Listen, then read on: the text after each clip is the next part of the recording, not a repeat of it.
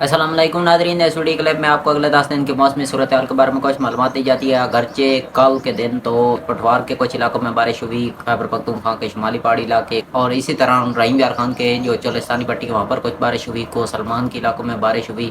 تو اگرچہ آج اور کل بھی اسی طرح کوئی ملک کے مختلف حصوں میں بارش ہونے کے امکانات ہیں، ہلکی پھلکی بارش ہوگی۔ البتہ 22 جون کو جو بارشی ایکٹیویٹی نظر آ رہی ہے وہ البتہ تھال ایریا، جنوبی پنجاب، وسطی پنجاب کے کچھ علاقوں میں کنفرم ہے۔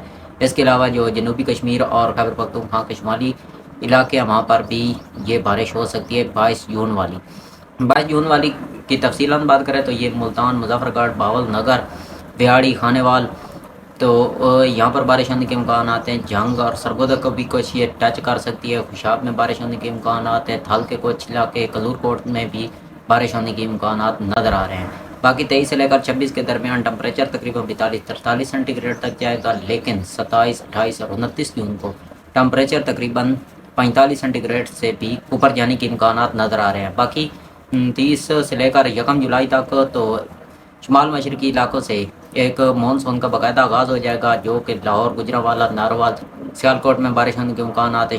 خیبر پختونخوا کے شمالی علاقوں میں بھی مونسون کی پہلی بارش ہونے کے امکانات نظر آ رہے ہیں۔ اس کے علاوہ 3 اور 4 جولائی سے جو سندھ اور بلوچستان کے کچھ علاقوں سے مونسون کے آغاز ہونے کے بھی امکانات نظر آ رہے ہیں۔